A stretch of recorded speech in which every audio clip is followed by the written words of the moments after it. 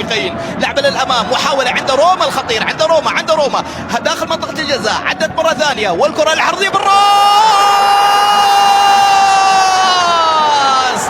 الساطي يتقدم، عصر ونمر وصداره تستمر، عصر ونمر اليوم في الشوط الاول.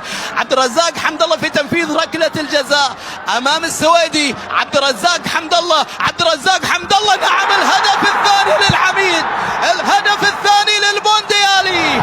الساطي في كل مره يضرب ولا يبالي،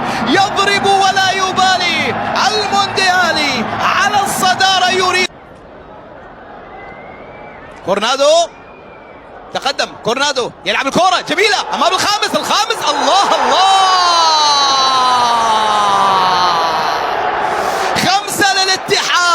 5 للاتحاد، انضرب الاتحاد فضربه موجع للغاية.